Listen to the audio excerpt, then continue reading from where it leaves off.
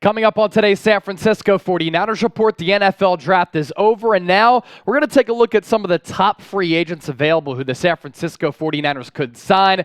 And after restructuring the contract for Christian McCaffrey, some of that money has to be allotted to some of the Niners draft picks, but it tells me a move is in store to improve this football team with the veteran. We'll talk about that coming up. But first, you look at the 49ers' new draft picks from the 2023 NFL Draft. I gave them a C grade. I think that they reached on a couple of players. I really like the selection of Jair Brown, the safety, who's really versatile. That has Steve Wilkes' fingerprints all over it. Jake Moody in the third round, certainly a reach, but he probably wasn't going to be available in the fifth round. That's why the Niners took him here. Big leg, clutch kicker. We'll see what happens with him, but of course, anytime you take a kicker in the third round, the pressure is on him immediately, and now enter Jake Moody into the pressure cooker. Cameron Latou, athletically, on some of those spider charts, he's not all that great. I like the player more than some. Darrell Luter, the cornerback out of South Alabama, really tough and feisty. Niner fans are going to love his swagger.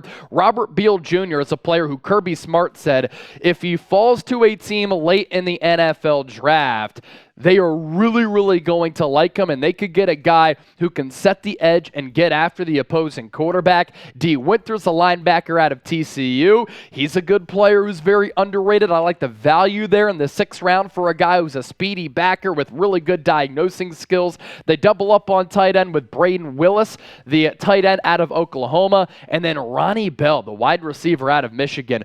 Good production while at Michigan, not a stupid athlete by any means, but kind of in that Jawan Jennings type of mold. And then Jalen Graham, the linebacker out of Purdue, as the Niners double up on tight ends, double up on linebackers in the draft. So with that, let's pose this question for the faithful. What is the Niners' biggest need following the NFL Draft? I want you to let me know down in the comment section. I'm still going to say right tackle, but this is an organization that ignored me pleading for the Niners to take one in the draft. They clearly don't think it's a concern. I do think it's a concern. As you venture down to the comment section, shout out to everybody who tuned into our live coverage all throughout the NFL Draft, and you watched all of our videos breaking down all of these new draftees for the Niners as they can add to this roster that once again has Super Bowl aspirations. 400 subscribers last week.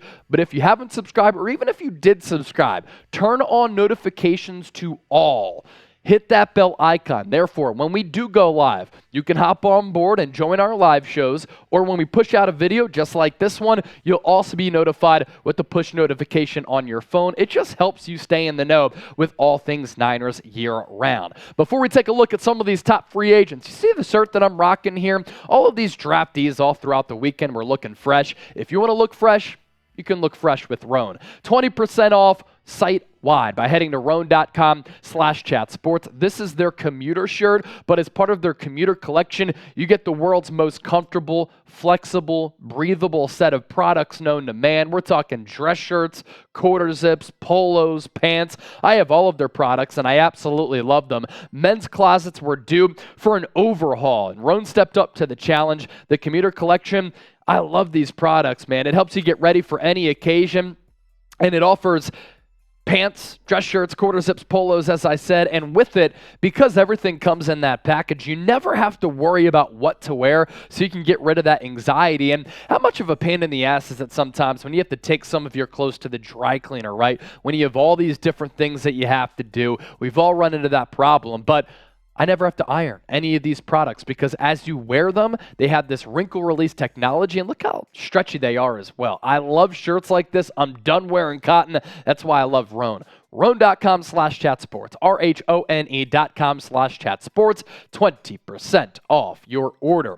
So as I alluded to a little bit earlier, over the weekend, this news kind of fell under the radar here for the Niners. San Francisco restructuring the contract for Christian McCaffrey. They converted $11.8 million of his base salary into a $10.72 million signing bonus. And because of that move, San Francisco now has just more than $10.5 million in cap space here. Now, of course, some of that money will be used on some of the Niners draft selections from this past weekend, but they didn't have a first-round pick. They didn't have a second-round pick, so it's not like those contracts are going to cost all that much money. So that tells me that a move in free agency could be coming. And the move that I have been asking the Niners to make all throughout this offseason, Yannick Ngakoue. Bring him to the Bay Area, have him as the pass rush specialist, edge rusher opposite of Nick Bosa, and because Nick Bosa is going to be demanding so many double teams, and now that you have so many good defensive linemen along this front, and you included Javon Hargrave into the mix, who had 11 sacks as a defensive tackle. Ngakoue is going to be able to feast. He's going to be able to get after the quarterback, and he's going to be able to do what he's done every year that he's been in the NFL, and that's being a sack artist. Every year he's been in the league, he's had at least 8 sacks. Now, against the run, he is not good, but I don't care about that. In obvious pass down situations, you put him on the field next to Nick Bosa, and both of them can get after. And Ngakoue, they'll still think he's only 27 years old. So please bring him into the Bay. It's wild to me that in this pass-happy era, he's still on the market. I hope San Francisco snatches him up. I've been talking about this all offseason. Now let's shift gears to Jadeveon Clowney. At defensive tackle, you could use a little bit more depth, but also I like Clowney's versatility. He can play edge, defensive end. He can play defensive tackle. And look, this is a guy who, when he was coming out of South Carolina, everybody was saying he's going to be the next great defensive player. He's never been deemed that in his NFL career. What he is, though, he's a disruptor. And as early as 2021, guy had 9 sacks. 2022 fell out of favor with that Cleveland Browns coaching staff, but their defensive coordinator and that defense was a joke. You bring him in here, one-on-one matchups is where he serves best. I don't think he's going to make a move and sign with the team until late this offseason, but a name to keep an eye on here. Frank Clark, a lot of people are familiar with him because he plays for the hated Kansas City Chiefs, a team that dealt the Niners an awful Super Bowl loss back in 2019. He is 3rd all-time in the history of the NFL playoffs in sacks, so he plays his best games when it matters the most. Leonard Floyd, another player who a lot of Niners fans are very familiar with. When he was playing with the Los Angeles Rams, my man was putting up really solid numbers, at least 9 sacks in each of the last 3 years, 11 back in 2020, 10 in 2021, en route to that Super Bowl championship, and this past year, 9. Now, obviously, he's better suited playing on a defensive line that features an Aaron Donald, which allows his numbers to be inflated to a certain degree.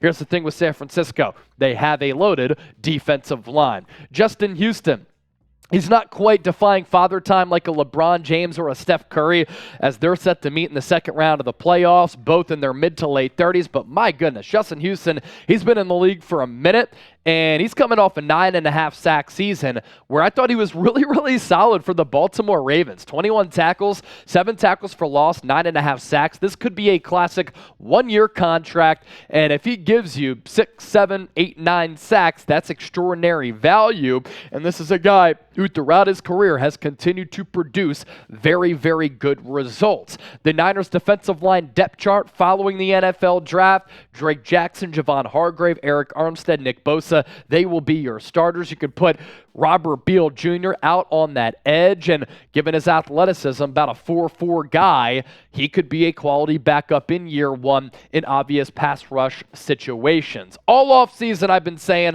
please get Nick Bosa some help. Please sign or draft a right tackle. The Niners haven't really addressed edge rusher. They haven't even addressed offensive tackle. Like Colton McKivitz, I think that's the reality. He's going to be that guy. I disagree with that team building strategy. I think you have to build your teams inside out, and tackle and edge, very, very important. And San Francisco seems to be very content. Is that why they have a job in the front office and I don't? I don't know. I think I'm pretty smart and I have a hit rate of about 90%. Sarcastic, but not really. George Fant still out there as an offensive tackle who the Niners could sign as a depth piece. Right now you have Matthew Pryor, Colton McKivitz, and Nick Zakelj, who you drafted back in 2022.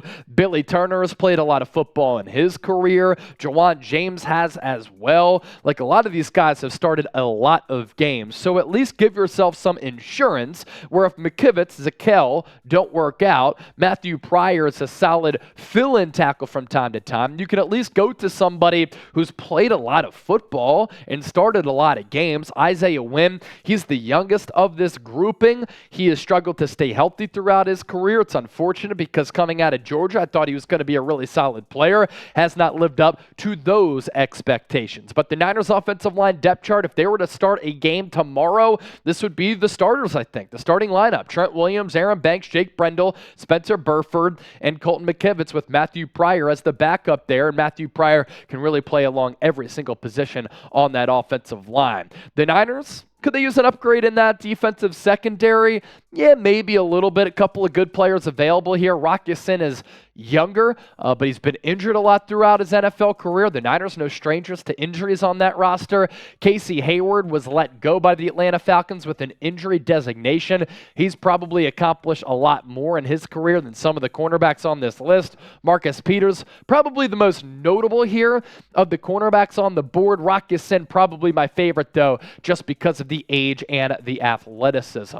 So, before we hop on out of here, I want to gauge how Niner fans are feeling. This is a team that's made it to back-to-back NFC championship games, 3 NFC title games over the last 4 years. How do you think this roster is shaking out right now, in this moment, on this fine Monday, as it's May 1st? Scale it from 1 to 100, Madden style, and let's get a real one roll call. If you're still watching, you're still kicking it with us, and you love the Niners, and you love our show, type real one down below. We appreciate you. Don't forget to subscribe. We're going to continue to bring the heat right here on the 49ers Report.